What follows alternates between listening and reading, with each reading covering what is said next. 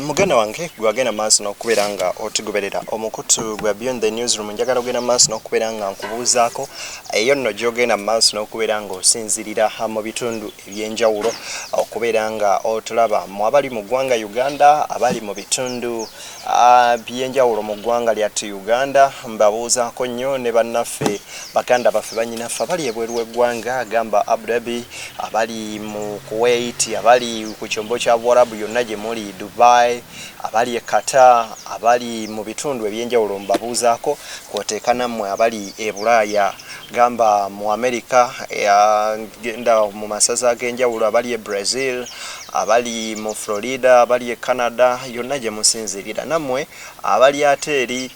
mu bakyerupe mu ggwanga ng'erya Bungereza amawanga nga Germany Italy n'amalala mbabuuzaako bubuuza ne mbagamba nti kyemukola kya muwendo mungi ogenda maaso n'okubeera nga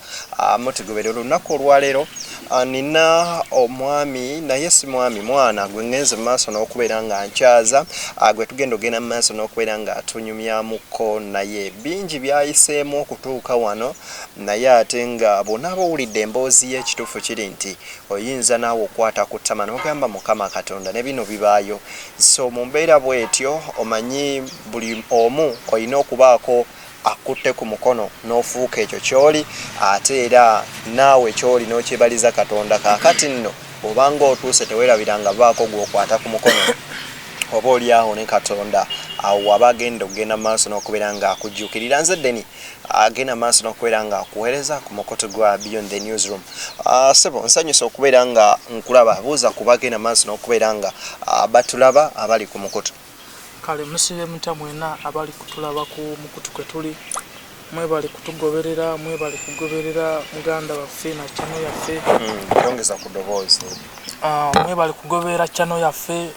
muganda waffe mwebali kwagala mirimu gyakola era nsaba Katonda amuwe omukisa amen kubanga byakola ebyo Katonda byayagala muganda wange nsaba Katonda akumpeera omukisa webale nnyo webale ddala ate bw'oba osabye omukisa Katonda ogwagumpe omukisa gujja eri oyo oba oli awo agenze maaso n'okubeera nga agukolerera amannya gwani amanya yenze Muwanguzi Jazan Muwanguzi Jazan yeso Muwanguzi Jazan angambako naye nga naye bambi nga yeetaaga akasente olumu akambwalamu nko n'ogamba eneera mutuufu okukola ki kubanga naye yazimba kufuna mu sente kakati awo maliriza okusoma so awo ne maliriza results wazijjayo bane kati tezivanga results tezivangayo naye kye nakola ekisinga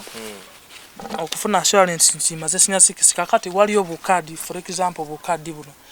obo bukadi bwe twatuliranga ko producer wangana akasikane karabika bulungi kano bwekati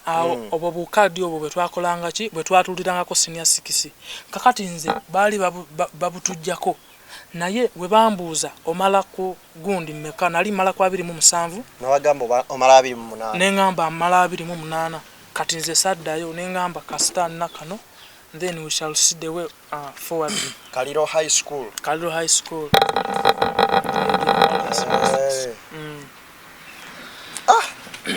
Obulamu tebubadde bwa. Obulamu kyokka mu vaaka ya senior 4 wanoonya emitwalo gya 3 kati ejja 3 wagisasula otya wagisasula muki wagisasula no mu senior 5 mu senior 5 kubanga na making sure nti let me clear the school fees kamalize debit yachi ya school fees senior 4 emitwalo giri 3 mpozi ogambe wagikola otya so emitwalo 3 ezo nakola ki nakiriringa first school fees tamu esooka nengulako uniform n'ebirala n'ebitabaawo awo fees mwali musasula mmeka fees twali tusasula mitwalo 2 buli tamu mitwalo 6 ne senior 6 gyali 2 eri school fees yali wa mitwalo 18 mu senior 4 kakati mu senior 5 number 1 eno senior 5 senior 5 senior 6 dali mitwalo 2 yes sir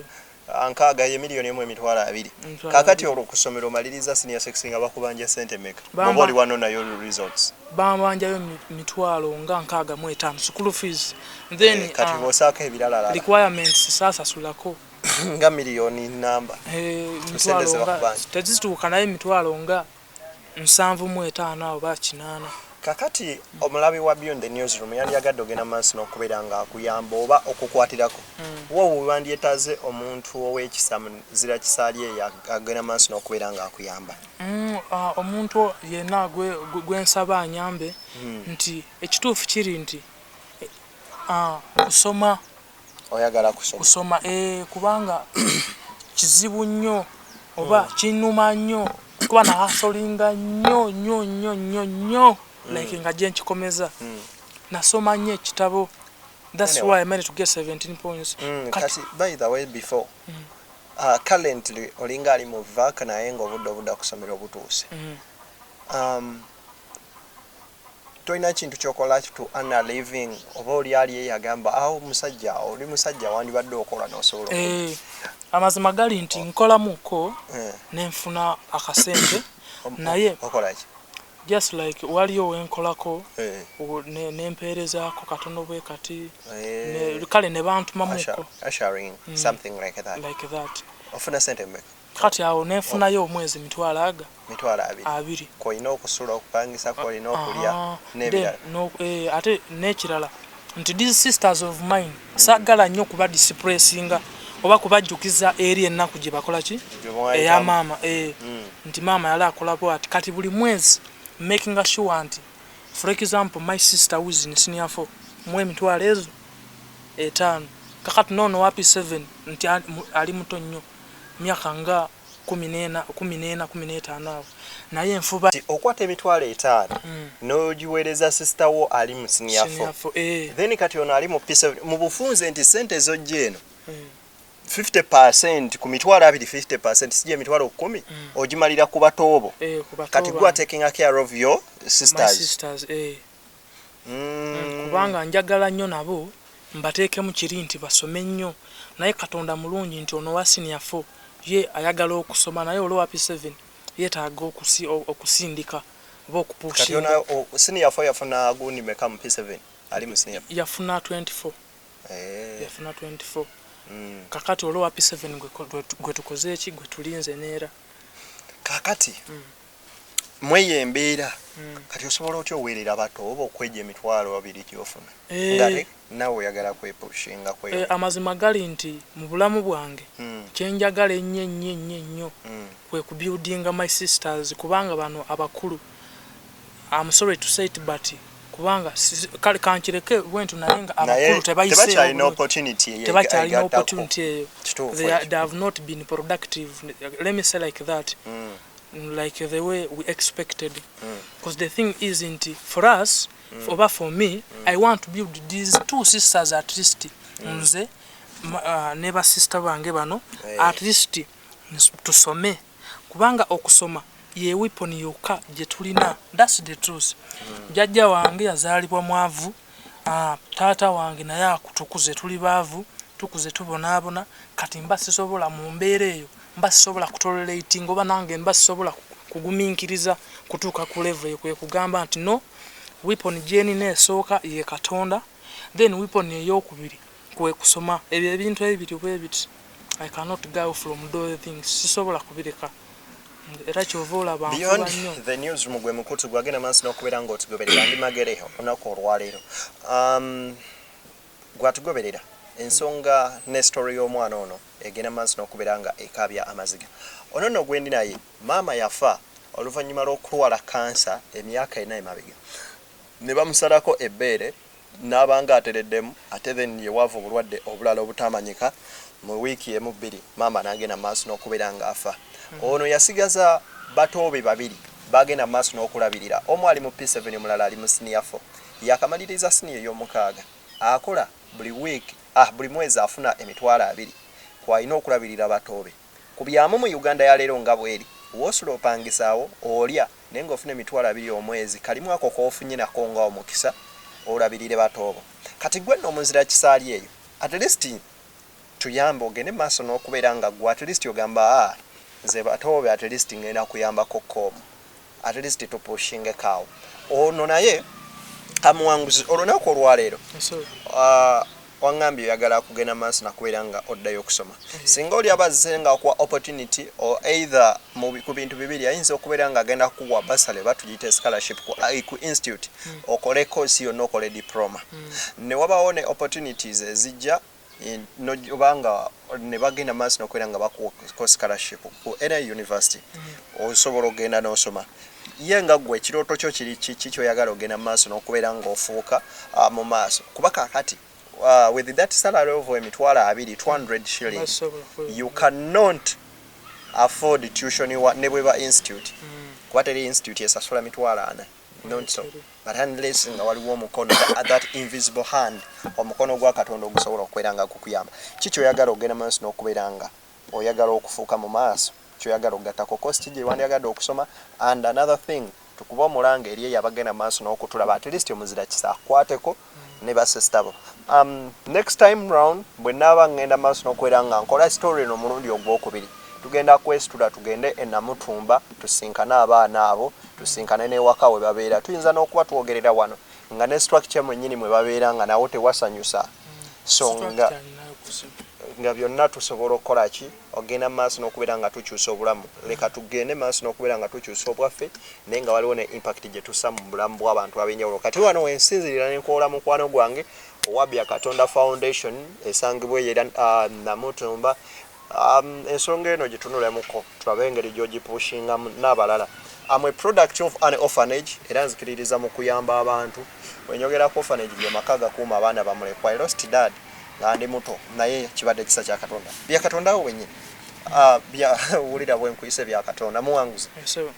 ku ensonga eyo kiki oyagala okuba nga ogenze maaso n'okubeera ng'osoma era waawe wandyagadde Munnayuganda ali eyo akulaba okuyambako ekituufu kiri nti waliyo ebirooto bingi bye tubeera nabyo naye you cannot tosobola kulimitinga muntu yenna akola ki avaayo okuyamba I welcome every hope from each or anybody kubanga sobola kumugamba nti njagala kino ng'asazeewo kino naye nga mu butuufu ekiri nti nze nayagala nnyo okubeera social worker n'ekirala nayagala nnyo business administration kyova olaba natwala entrepreneurship naye nga sisobola kukugira muntu nti njagala kino kiri bwe kiti naye nga nze kyenjagala oba kyembadde nsaba n'omutima gwange gwonna kweyongerayokko kubanga olaba senior 6 kituufu oba omaze naye obanga atandise okola ki olugendo at least wogenda awantu n'ofuna diploma oba n'ofuna kyosomerera osobola okufuna akalimu n'ogira ng'okola gwe neweyongerayo byoyagala so ensonga eri bwetyo naye nga nayagala nnyo okufuuka social worker then n'okukola business administration then mu bulamu bwange cause nze nzikiririza mu kukola ennyo oba mu kwerwanako nkole ki nfuuke kyenfuuka so webaayo for example ekyokola ekisinga wano nsobola okukola ki bw'abaayo alina omulimu gwonna gwasobola okuwa ne ku senior section asobola okuyamba n'akuwa naye most importantly kyoyagala kwe kuddayo okusoma oyagala omuntu yenna asobola okusupportingako osome obanjibwa ku ssomero gye wamalira senior section sente zitaka wansi wa mitwalo 7 nga kyekimu ku byolina osooka okulwanirira okugyayo papers then ogende maaso n'okubeera nga okola ki ng'osoma kati wano nno wensinzirira n'enkukowoola gwe Munnayuganda agenda maaso n'otugoberera at least omuvubuka ono olina emyaka emeka? Emyaka 23. Emyaka 23 mukwate ku mukono ekituufu kiri nti Katonda gyagenda maaso n'okubeera nga akuwa omukisa kaakati mweyo embeera yonna nga omaze okubeera nga kati kyekiddako kyekyo muwanguzi kikyogamba Munnayuganda ali eyo omuntu omuzira kisa yenna mukowoole asobole okubeera nga oba oli awo akusinkana then next time bwe tunaaba tuddamu okukola emboozi eno tugenda kusituuka tugende e Namutumba ne tiimu ya Beyond the Newsroom tusobole okugenda maaso n'okubeera nga tusinkana ne batoobo tugende maaso n'okubeera nga tubalaba if possible tujja gendako tulabeko ne ku ssomero gye bagenda maaso n'okubeera nga basomera so mukwano gwange taata wange maama wange sister wange muganda wange bonna mwenna gye muli abatufollowinga bambi kyensaba nti nkole ki mbadde nsaba buyambi nti webaayo alina connection oba webaayo alina obusobozi oba anyongerayo artist n'ebuto bwange buno artist tugendeko mu maaso nkole ki nsome nange mbeeko n'ekoosi gye mba nkoze artist nga basobola okumpa omulimu awalala oba nga nsobola okutandika ekintu awalala ekyo kusaba kwange njagala nnyo okweyongerayo kubanga nze okusoma kundi I just miss studying missing okusoma era mu bulamu bwange ekintu kyenjagala ennyo nga gye nkikomeza kusoma na Katonda then ebirala ne bikola ki nebiddako then eri omuvubuka ampuliriza nsaba okutegeeza nti artist tunywerere kukola ki kukusoma for example wadde embeera eri bweti singa natunuulira embeera singa siri waneeno oba singa tondabye kusinga ndi mukyalo eyo mbonaabonere naye nagumira buli kimu nze nga nsula enjala nze nga nkeera kuzuuka saawa 9 ez'ekiro mbuuke wali tebandaba basikaali abasomesa bagenda okujja nze neesonze dda essomero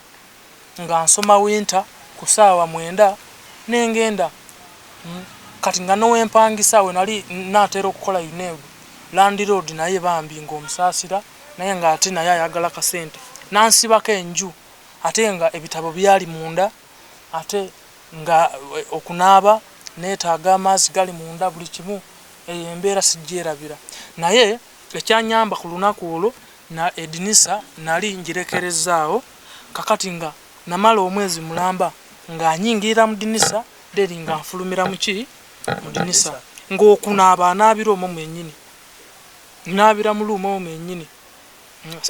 nga ate sinaaba bino byakweyiwako maazi just like you get a kirosi neweesiimulako n'okola bwoti n'okola ki n'ogenda ku ssomero kati awo ku saawa 7 n'ofuna nali n'emikwano zange nga ba hostera nga bali mu boarding kakati nga ngenda n'enkola ki nga ngenda n'inaaba eyo saawa 7 kakati olukomawo eno ate neesiimulako nenzijja ku ssomero kati awo omwezi ogwo nga naatera okukola UNEB senior 6 gwanchalenjinga nnyo naye neebaza Katonda nti nakola era nasoma bulungi nnyo bambi na Katonda yeebale. That's what I can say. I appreciate God for that, because if it wasn't God in that situation, I would not have